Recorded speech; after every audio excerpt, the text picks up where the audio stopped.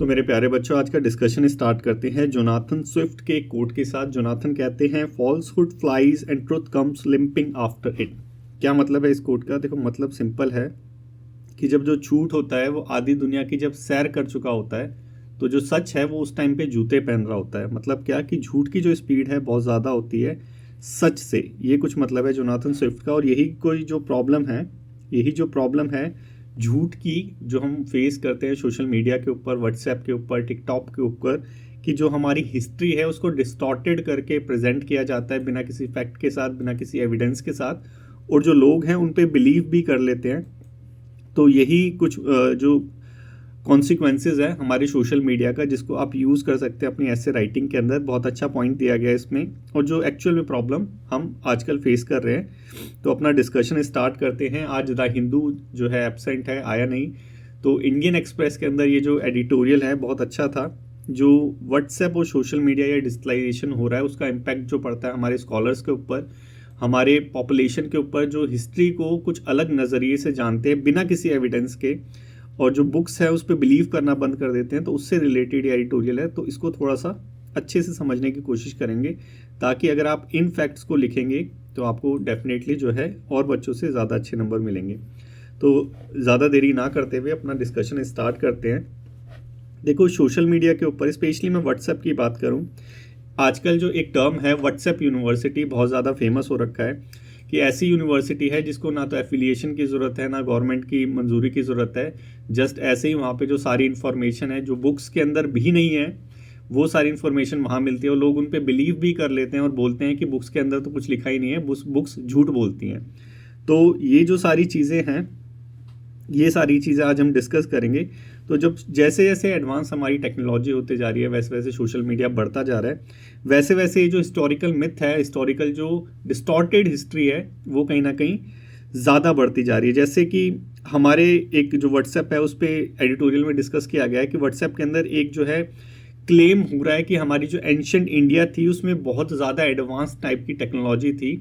आज की टाइप में भी वैसी टेक्नोलॉजी नहीं है। जैसे कि एग्जांपल दिया जाता है कि उस टाइम पे एयरप्लेन्स होते थे, जैसे पुष्पक विमान होते थे, प्लास्टिक सर्जरी की जाती थी, जैसे गणेश जी का एक एग्जाम्पल लिया गया है वहाँ पे। लेकिन इन सब चीज़ों के एविडेंस जो हैं वो नहीं मिले हैं, ठीक है। इन सब चीज़ों के जो एविडेंस हैं वो नहीं मिले हैं। देखो, कब किसी हिस्ट्री को आप मान लेंगे कि वो हिस्ट्री है, वो मिथ नहीं है? जब आपको उसके रिटर्न टेक्स्ट मिले, प्लस उसके साथ उसके जो एक्सकवेशन करके उसके जो रिमेन्स होते हैं वो मिले। मतलब क्या, आपको प्रूफ मिलेगा तब आप किसी चीज़ को बोलेंगे कि ये हिस्ट्री है, ये मिथ नहीं है। तो ये जो चीज़ें हैं जो सोशल मीडिया के ऊपर चल रही है कि भाई पुष्पक विमान होते थे, गणेश जी की प्लास्टिक सर्जरी कराई गई थी, तो ये सारी चीज़ें एक तरह से हम मिथ मानते हैं, हिस्टोरिकल फैक्ट नहीं मानते, क्योंकि इसके एविडेंसेस जो हैं नहीं मिले हैं, ठीक है। ये चीज़ एडिटोरियल में बोली गई है। तो बताया गया है कि जो हमारे हिस्टोरिकल एंशिएंट टेक्स्ट हैं, जो मिथ्स हैं, उसको कहीं ना कहीं डिस्टॉर्टेड, बहुत ही ज़्यादा ग्लैमरेरियस वे में जो है व्हाट्सएप पे प्रेजेंट किया जाता है, और लोग उस पर ईजिली बिलीव भी कर लेते हैं। वैसे ही ये सिर्फ इंडिया स्पेसिफिक नहीं है।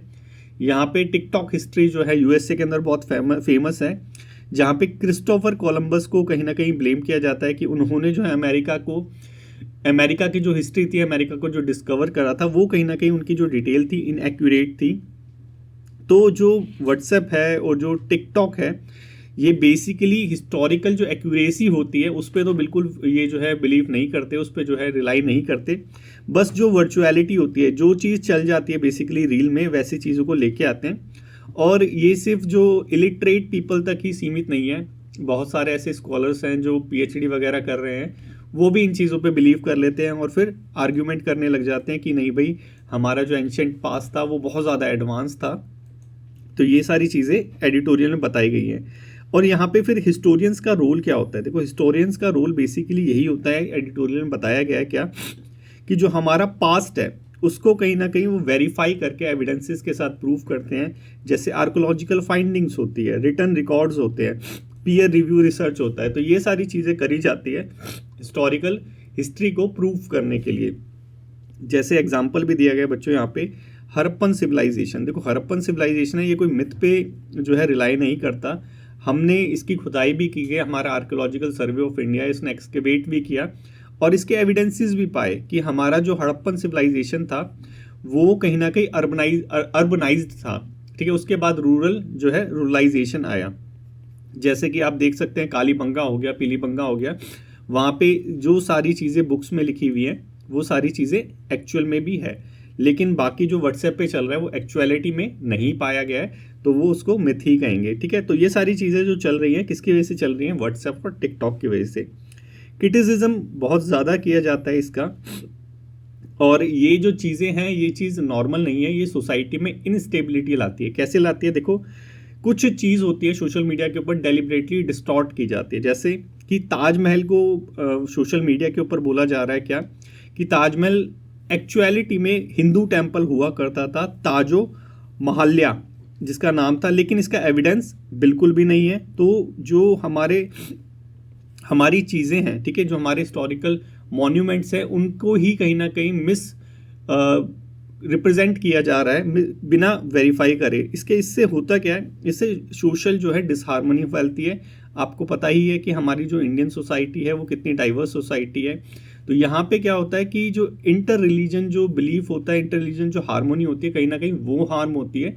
बिना वेरीफाई किए हम जो हिस्टोरिकल फैक्ट को डिस्टॉर्ट करते हैं, ये चीज़ यहाँ पे बताई गई है, ठीक है।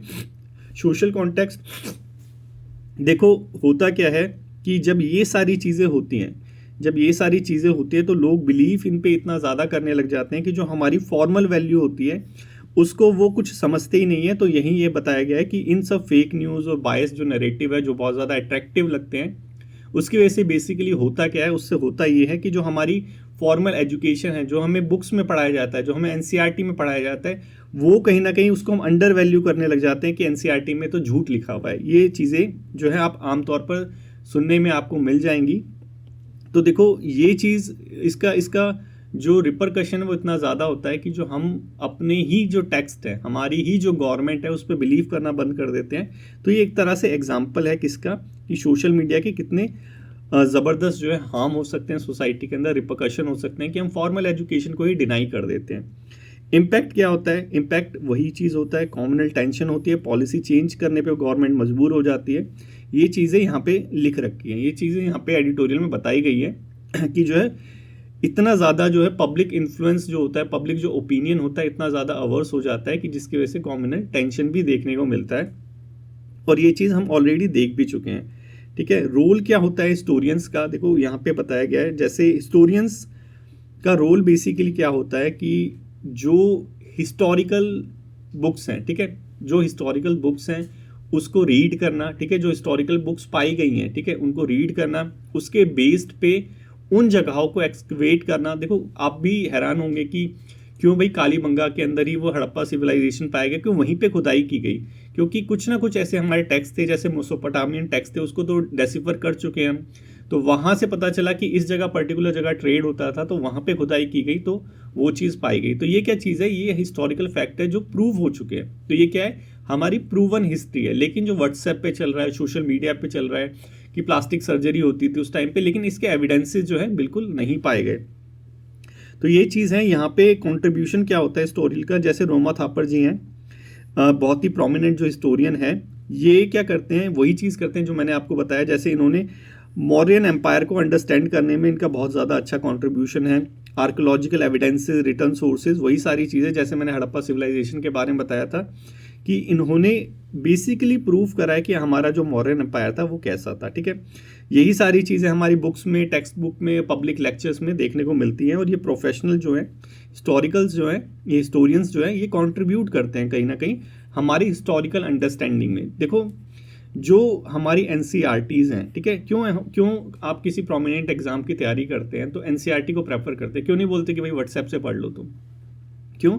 क्योंकि ये जो एनसीईआरटी वगैरह है, ये हमारे जो प्रोमिनेंट हिस्टोरियंस हैं उन्होंने कहीं ना कहीं लिखी है, ठीक है। ओल्ड एनसीईआरटी हमारी हो गई ये सारी चीज़ें। तो यही चीज़ें यहाँ पे बताएगी कि उसके अंदर जो चीज़ें होती हैं वो प्रूवन चीज़ें होती हैं, ठीक है। अब यहाँ पे देखो, ऐसा नहीं है कि जो हमारे हिस्टोरियंस है वो जो है इन सब चीज़ों में, क्योंकि जनरली समझा क्या जाता है कि जो हमारे हिस्टोरियंस हैं वो कुछ कंट्रीब्यूट नहीं करते, लेकिन ऐसा नहीं है। यहाँ पे बताया है कि वो भी बहुत ज़्यादा एक्टिवली कंट्रीब्यूट करते हैं। कि न्यूज़पेपर के अंदर आप आर्टिकल्स देखते हैं, जैसे हम ये भी पढ़ रहे हैं, कोर्ट केसेस होते हैं, जैसे बाबरी मस्जिद केस हुआ था, तो वहाँ पे भी जो हिस्टोरियंस होते हैं उनका रोल होता है बहुत अच्छा। वो पर्सनली बुक भी पब्लिश करते हैं, एनसीईआरटी वगैरह पब्लिश करते हैं। तो ये सारी चीज़ें जो है उनका रोल होता है। ऐसा नहीं है कि जो वो कंट्रीब्यूट नहीं करते हमारी अंडरस्टैंडिंग में। ये चीज़ें यहाँ पे बताई गई है। और जो हमारा मिथ है, जो हम मिथ चल रहा है बेसिकली, ये एफर्ट डालते हैं उसके अगेंस्ट में कि जो मिथ है कहीं ना कहीं उसको हटा सकें। जैसे यहाँ पे एग्जांपल भी दिया गया है कि जो कॉलोनियल एरा था उस टाइम पे कहीं ना कहीं जो हमारा पास था उसको अनसाइंटिफिक वे में दिखाया जाता था हिस्टोरियल टाइम पे। लेकिन इसको भी कहीं ना कहीं हमारे जो हिस्टोरियंस हैं उन्होंने जो है इस डीबंक करा इस मिथ को, क्योंकि आपको पता है चारवाक हो गए, सुकरात्स हो गए, इन्होंने काफ़ी ज़्यादा कंट्रीब्यूट करा था किसके लिए, हमारी साइंटिफिक एवोल्यूशन के लिए। जो हिस्टोरिकल टाइम में, जो कॉलोनियल टाइम में सोचा जाता था कि जो इंडियंस थे वो साइंटिफिक टाइप के नहीं थे। तो ये चीज़ भी जो है हिस्टोरियंस ने जो है इस मिथ को बस्ट करा है। ठीक है, तो ये सारी चीज़ें यहाँ पे बताई गई है।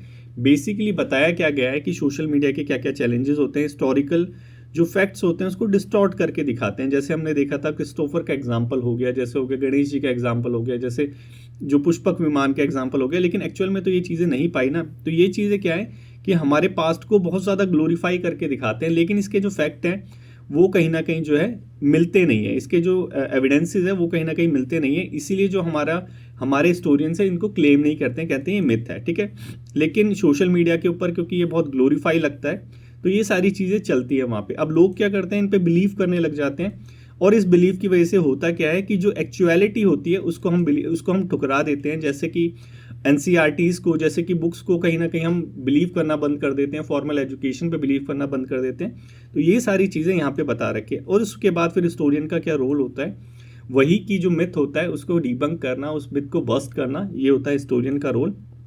यहाँ पे एग्जाम्पल भी बताया गया है, और जैसे न्यूज़पेपर वगैरह वहाँ पे तो वो कंट्रीब्यूट करती हैं।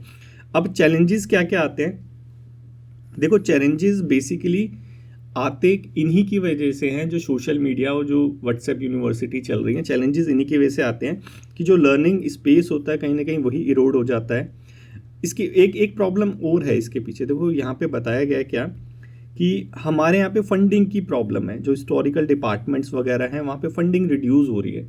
जब फंडिंग रिड्यूस होगी तो सिंपल सी बात है कि जो एनरोलमेंट है वो रिड्यूस होगा। वहाँ पे टीचर्स वगैरह, प्रोफेसर वगैरह जो है ह्यूमैनिटीज सब्जेक्ट जो होता है उसमें कहीं ना कहीं वो कम आएंगे वहाँ पे। तो रिसर्च वगैरह करने की, टीचिंग वगैरह करने की जो अपॉर्चुनिटी होती है वो कहीं ना कहीं कम हो जाएगी। और ये जो मिस इन्फॉर्मेशन चल रही है ऑलरेडी, तो इसको काउंटर करने के लिए जो हमारे प्रोफेसर हैं वो कम होंगे। तो ये एक प्रॉब्लम है बेसिकली क्या कि लर्निंग स्पेस इरोड हो रहा है। क्यों? फंडिंग की वजह से। तो फंडिंग बढ़ा देंगे तो ये सारी चीज़ें प्रॉब्लम दूर हो जाएगी। ठीक है, एक चीज़ ये हो गई। दूसरी चीज़ यहाँ पे बता रखी है क्या कि जो हिस्टोरिकल एजुकेशन है उसको कहीं ना कहीं एम्बोल्डन करने की ज़रूरत है, क्योंकि ये जो यूट्यूब पे वीडियोस चलती हैं, ठीक है, यूट्यूब पे जो मिथ चलता है इसको कहीं ना कहीं हमें बस्ट करने की ज़रूरत है। ये चीज़ यहाँ पे बताई गई है। कैसे होगा बस्ट? वही जो क्रिटिकल थिंकिंग वगैरह डेवलप करके, ये सारी चीज़ें करके ये चीज़ होगा, ये जो मिथ है ये बस्ट होगा। क्योंकि देखो हमारे सोशल मीडिया के ऊपर जो मुगल्स हैं, ठीक है, जो मुगल्स हैं कहीं ना कहीं उनको आउटसाइडर बताया जाता है कि उन्होंने आक्रमण किया था भारत के ऊपर। लेकिन अगर इससे पहले का भी अगर एंशियंट पास्ट अब जानेंगे तो आपको पता चलेगा कि आर्यंस भी तो इन्वेडर ही थे। आर्यंस भी तो बाहर से ही आए थे, सेंट्रल एशिया से आर्यंस आए थे। तो यहाँ पे ब्रिटिशर्स को छोड़ के, ठीक है, ब्रिटिशर्स को छोड़ के जितने भी आउटसाइडर आए थे उन्होंने कंट्रीब्यूट ही करा था इंडियन कल्चर के अंदर, इंडियन इकोनॉमी के अंदर, इंडियन जीडीपी के अंदर। लेकिन जो ब्रिटिशर्स थे उन्होंने ही जो है एक्सट्रैक्ट करा था, क्योंकि वो सारा जो वेल्थ थे वो बाहर लेके चले गए थे। लेकिन बाकी जो मुगल्स आए थे, चाहे वो आर्यंस आए थे, इन्होंने आके यहाँ पे बस गए थे। लेकिन जो ब्रिटिशर्स थे इनका एम क्या था कि यहाँ से पैसे को बाहर ले जाना। बाकी सबका कंट्रीब्यूशन क्या था? इंडिया के अंदर ही था। तो देखा जाए मोरलेस हड़प्पन सिविलाइजेशन को छोड़ के तो सारे लोग बाहर के ही हैं। तो ये सारी चीज़ें यहाँ पे भी बताई गई है कि जो मुगल पीरियड है कहीं ना कहीं उसको सोशल मीडिया के ऊपर बताया जाता है कि ये क्या थे? इन्वेडर्स थे।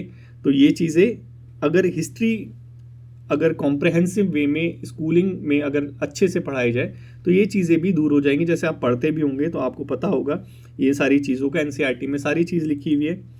और ये चीज़ यहाँ पे बताई गई है कि ये जो रिसर्च है ये कहीं ना कहीं कंटिन्यू होनी चाहिए। प्रोजेक्ट्स जो ASI वगैरह लेते हैं, आर्कोलॉजिकल सर्वे ऑफ इंडिया, तो ये बताया गया है बेसिकली क्या कि ये जो आर्कियोलॉजिकल सर्वे ऑफ इंडिया होता है, ये कहीं ना कहीं जो खुदाई वगैरह करता है उससे एविडेंस निकालता है और जो हमारे हिस्टोरिकल चीज़ें हैं उसको प्रूव करता है, जो हमारी हिस्टोरिकल अंडरस्टैंडिंग है उसको एक्यूरेट करता है फैक्ट के साथ। जैसे हड़प्पन सिविलाइजेशन एग्जाम्पल याद रखना, ये हमेशा रहेगा। फिर यहाँ पे कुछ नोटेबल इंडिविजुअल्स हैं जिनका नाम लिया गया है, जिन्हों जो बेसिकली प्रैक्टिस कर रहे हैं, जो बेसिकली कोशिश कर रहे हैं, जो आजकल हिस्टोरिकल जो मिथ चल रहा है हमारी सोसाइटी के अंदर, स्पेशली हमारी व्हाट्सएप यूनिवर्सिटी के ऊपर, टिकटॉक यूनिवर्सिटी के ऊपर, उसको बस्ट करने का। जैसे विलियम डेलरियम का नाम ले रखा है यहाँ पे, रुचिका शर्मा हो गया, मनंद अहमद हो गया, असिस्टेंट प्रोफेसर प्रोस्पेक्टिव, मतलब जो असिस्टेंट प्रोफेसर हैं, जो पीएचडी होल्डर हैं, जो प्रैक्टिस कर रहे हैं बेसिकली, तो उनके वो भी यही सारी चीज़ें जो हैं, जो हिस्टोरिकल हिस्ट्री को डिस्टॉर्ट करते हैं, उसको कहीं ना कहीं करेक्ट करने की कोशिश कर रहे हैं। तो ये सारी चीज़ें यहाँ पे बताई गई। बेसिकली इस एडिटोरियल का मतलब क्या था कि सोशल मीडिया कैसे जो है हमारे हिस्टोरिकल पास्ट को हैम्पर करता है। कि आप सभी को पता होगा कि हमारे जो प्रोमिनेंट लीडर्स थे, हमारे महात्मा गांधी जी हो गए, हमारे जवाहरलाल नेहरू हो गए, तो कैसे कि उस टाइम की हिस्ट्री को सोशल मीडिया के ऊपर मैनिपुलेट करके दिखाया जाता है, अलग डायमेंशन में दिखाया जाता है, आज के तराजू से जो तोल के बताया जाता है। तो ये क्या चीज़ें हैं कि जो हमारे जो प्रोमिनेंट लीडर्स हैं, लोगों का बिलीफ ही कहीं ना कहीं उन पर नहीं रहता। तो ये सब चीज़ें क्या हैं, ये कॉन्सिक्वेंसेज है हमारी इसके सोशल मीडिया के, और इसका कॉन्सिक्वेंसेज डेमोक्रेसी पे भी देखने को मिलता है। कि लेट्स से ये अभी जो केस हुआ था सांबलपुर वाला, वहाँ पे कम्युनल वायलेंस हुए थे। सेम अगर ये ताजमहल वाला जो इशू है, कि अगर यहाँ पे बता दे कि ताजमहल से पहले यहाँ पे टेम्पल हुआ था ताजो महल करके, तो ये भी वहाँ पे कम्युनल टेंशन क्रिएट करेगा, जो हमारी सोशल फैब्रिक है, सोशल हार्मोनिकल जो फैब्रिक है, कहीं ना कहीं उसको डिस्टॉर्ट करेगा। तो यही सारी चीज़ें यहाँ पे बता रखी है। आई होप आपको अच्छे से समझ आ गया होगा कि जो सोशल मीडिया है उसका कितना ज़्यादा कॉन्सिक्वेंसेज होता है मिस इन्फॉर्मेशन को फैलाने के लिए, हमारे हिस्टोरिकल जो फैक्ट्स होते हैं उसको डिस्टॉर्ट करने के लिए। तो यही सारी चीज़ें थी। आज द हिंदू नहीं आया था, और इंडियन एक्सप्रेस के अंदर ये जो एडिटोरियल था बहुत अच्छा था, तो इसको मैं लेके आया आपके लिए। तो बच्चों भले ही द हिंदू नहीं आया है, ज़्यादा खुश होने की ज़रूरत नहीं है, पेपर 2 की प्रैक्टिस तो करनी ही करनी है। तो मैं एडिटोरियल तो एटलीस्ट आपके लिए लेके आऊँगा ही जिस दिन द हिंदू नहीं आएगा। तो बच्चों इसको लिखने की ट्राई करना। लिखने के बाद एटलीस्ट आप ग्रुप में भेज सकते हैं। ग्रुप में भेजने के बाद आप अपने पीर का भी रिव्यू कर सकते हैं। तो इससे आपकी ही अंडरस्टैंडिंग ज़्यादा होगी, आपकी ही अंडरस्टैंडिंग बढ़ेगी। बस इतना ही है आज के डिस्कशन में। और हाँ, ये 2 हमारे प्रोग्राम्स हैं, अगर आपको अच्छा लगे आप एक बार इसको एक्सेस कर सकते हैं। इस प्रोग्राम में 7 डेज जो है मनी बैक गारंटी भी है। जनवरी सिर्फ जनवरी के लिए, बच्चों के लिए है, और जनवरी के बाद ये चेंज हो जाएगा, इसके प्राइस और राइज हो जाएंगे, ठीक है। क्योंकि बच्चे इसको बहुत ज़्यादा पसंद कर रहे हैं, बहुत सारे बच्चों ने इसको सब्सक्राइब करा हुआ है ऑलरेडी। तो अगर आप भी पेपर 2 में प्रॉब्लम फेस कर रहे हैं, तो आप भी जो अभ्यास लेखन है उसको एक बार ट्राई कर सकते हैं। So thank you so much for today's discussion. अगर अच्छा लगा हो तो लाइक, शेयर और कमेंट करना ना भूलें। थैंक यू सो मच बच्चों।